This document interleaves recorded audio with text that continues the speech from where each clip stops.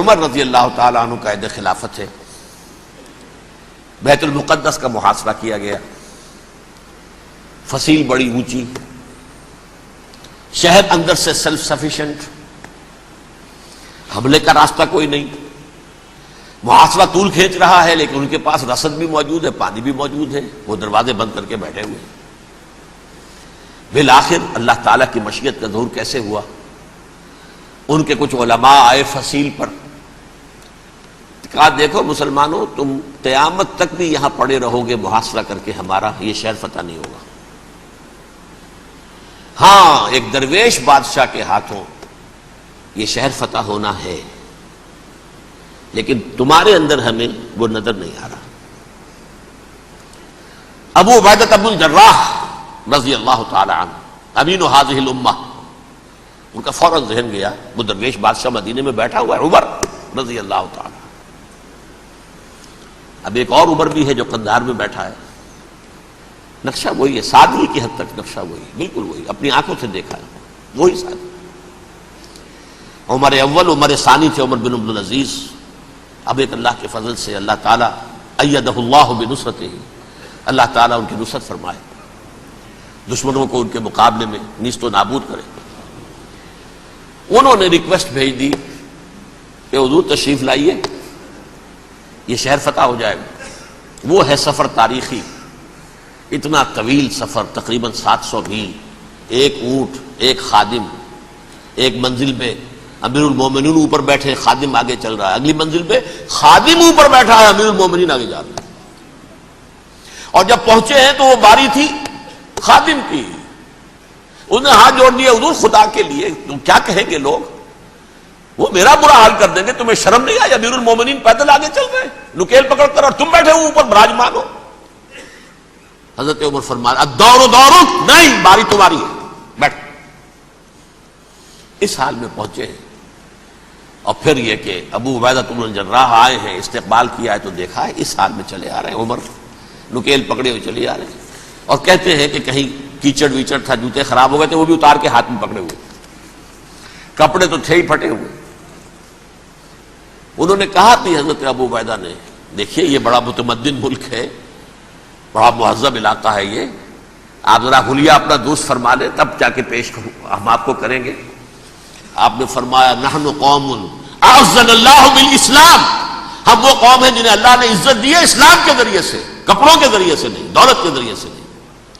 اسی حال میں گئے ہیں. اوپر سے انہوں نے کھڑے ہو کر نشانیاں دیکھی ہیں، اپنی کتابیں کھولی، ہاں یہ وہی ہے. اچھا لو جی سرنڈر، شہر تمہارے ہاتھ میں. خون کا ایک قطرہ نہیں بہا اور بیت المقدس فتح ہو گیا. لیکن اس وقت حضرت عمر نے ایک نرمی یہ کی کہ یہودیوں کے لیے بھی اسے اوپن سٹی قرار دے دیا. یہ احسان عظیم حضرت عمر کا. اس سے پہلے یہودی آ ہی نہیں سکتا تھا، داخل ہی نہیں ہو سکتا تھا، وہاں وہ آ کر وزٹ نہیں کر سکتا تھا، زیارت نہیں کر سکتا تھا اپنے مقدس مقامات کی. حضرت عمر نے یوں سمجھیے کہ تقریباً 550 برس کے بعد ان کے لیے راستہ کھولا ہے کہ ہاں تم آ سکتے ہو، زیارت کر سکتے ہو. لیکن یہ عیسائیوں نے لکھوایا معاہدے کے اندر، انہیں یہاں آپ آباد ہونے کی اجازت نہیں دیں گے، لیکن کم وزٹ دی پلیسز، دیکھیں زیارتیں کریں اور جائیں. یہ معاہدہ حضرت عمر کا ہے رضی اللہ تعالیٰ، جو پھر خلافت راشدہ کے بعد بنو امیہ نے بھی اس کو آرڈر کیا، بنو عباس نے کیا. پھر جو ہمارے یہ ترکوں میں اندر خلافت آئی تو ترک خلفاء نے بھی اس معاہدے کی پوری پابندی کی. فلسطین میں آ سکتے ہیں یہودی، صرف زائرین کی حیثیت سے، وہاں آباد نہیں ہو سکتے. اب آئیے اگلا دور آیا حضرت عثمان کا دور خلافت. یہ ہے وہ وقت کہ اب یہود نے امت مسلمہ کی پیٹھ میں چھرا گھونپا. وہ کیسے؟ ایک یہودی عبداللہ ابن سبا اسلام کا لبادہ اوڑھ کر آ گیا، معاشرے کا جائزہ لے لیا. ان میں بنو ہاشم اور بنو امیہ میں جو پرانی کشاکش تھی اس کے کچھ نہ کچھ جراثیم باقی ہیں، اگر ان کو ذرا بھڑکا دے تو مسلمانوں میں انتشار پیدا ہو جائے. کہا یہ عثمان کون ہے؟ یہ تو بنو امیہ میں سے ہے. یہ حق تو بنو ہاشم کا ہے، خلافت ان کے پاس ہونی چاہیے، محمد کے تو رشتہ دار وہ ہے صلی اللہ علیہ وسلم۔ عوام الناس کے اندر بات پھیلنی شروع ہوئی۔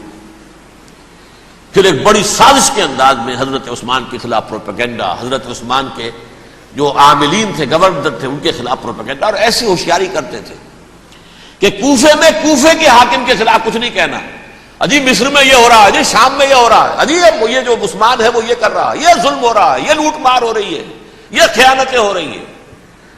اب نہ تو اس زمانے میں مینز آف کمیونیکیشن، کیسے تصدیق کریں؟ افواہیں تو آپ آج کراچی کے اندر شروع ہو جائے تو پتہ نہیں چل سکتا کسی کو کہ کیا اس میں صداقت ہے کیا جھوٹ ہے، اور بری بات جو ہے فطرت انسانی کی کمزوری ہے وہ فوراً قبول کرتا ہے، کسی کے بارے میں اچھی بات ماننے کو تیار نہیں ہوتا لیکن بری بات تو فوراً تیار ہے۔ بہرحال یہ فتنہ انہوں نے اٹھایا، حضرت علی کی الوہیت کا فتنہ اٹھایا، حضرت عثمان کے خلاف الفتنۃ الکبریٰ برپا کیا، حضرت عثمان شہید ہوئے۔ اس کے بعد 5 برس تک مسلمان ایک دوسرے کی گردنیں کاٹتے رہے، باہمی خانہ جنگی ہوئی، امت کو وہ زخم لگایا ہے جو آج تک جس سے خون رس رہا ہے۔ یہ شیعان عثمان اور شیعان علی تھے جو بعد میں پھر سنی اور شیعہ ہو اور آج تک ہے۔ فتنہ کس نے جگایا؟ ایک عبداللہ ابن سبا یہودی اور اس کے کارندے، شیطان کا ایجنٹ، اور انسانوں میں سے بھی اس کے جو بھی حواریین تھے اور شیطانوں کے اندر سے بھی تھے، انہوں نے بھی اس آگ کو بھڑکایا۔ یہ آپ سوچ لیجئے کہ یہ کس نے وہ زخم لگایا؟ یہودی۔ اگلا دور آیا، خلافت راشدہ ختم ہوئی، بنو امیہ کا بھی دور کافی گزر گیا۔ طارق ابن زیاد 712 عیسوی میں حملہ کرتے ہیں اسپین پر۔ اسپین اس وقت عیسائیت کا بہت بڑا گڑھ، بڑے کٹر ترین عیسائی جو ہے وہ اسپین میں تھے، لہذا یہودیوں کی وہاں بہت پٹائی ہوتی تھی، بہت پٹائی ہوتی، یہ میں بتا چکا ہوں، دشمنی تھی ان کی تو چلی آ رہی تھی عیسائیوں کے ہاتھوں یہودیوں کی، وہ تو سن 300 عیسوی سے ایمپرر کانسٹنٹائن کے بعد سے شروع ہو گئی تھی۔ اس حوالے سے یہودیوں نے اس وقت چالاکی یہ برتی، کچھ راستے واسطے بتائے، کچھ مدد کی طارق ابن زیاد کی۔ طارق ابن زیاد نے انہیں اپنا محسن سمجھا، ہسپانیہ فتح ہو گیا تو یہودی چونکہ محسنین کی فہرست میں آ چکے تھے، انہیں بہت اقتدار نصیب ہوا،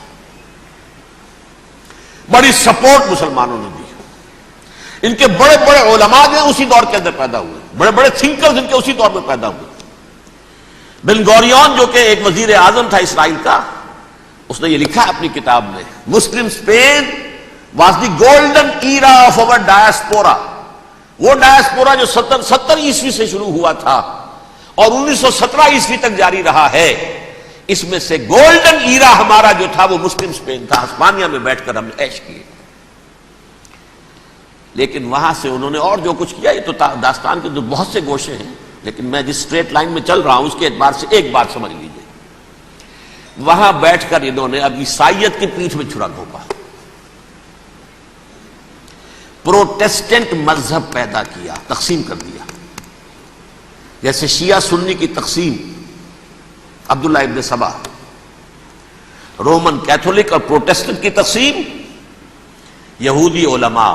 ہوتا کیا تھا، ہسپانیہ کی یونیورسٹیاں ہیں، کارڈووا میں ہے، ٹولیڈو میں ہے، گریناڈا میں ہے، غرناطہ، قرطبہ، تولیتلا، اور وہاں آتے تھے لوگ، فرانس سے چلے آ رہے ہیں نوجوان پڑھنے کے لیے، جرمنی سے چلے آ رہے ہیں، اٹلی سے چلے آ رہے ہیں، 3 ہی ملک قریب ترین پڑھتے ہیں سینٹرل جو یورپ کے ہیں۔ یہاں پر جو ہے وہ اسلام جو نور پھیلا رہا تھا اس سے بھی مستفیض ہوئے، جہالت کے جو ہے پردے ان کے وہ چھٹے، اس کے ساتھ ہی وہ یہودی وہاں ان کے اندر جو جراثیم داخل کر رہے تھے وہ اس عیسائیت کے خلاف بغاوت تھی جو اس وقت دنیا میں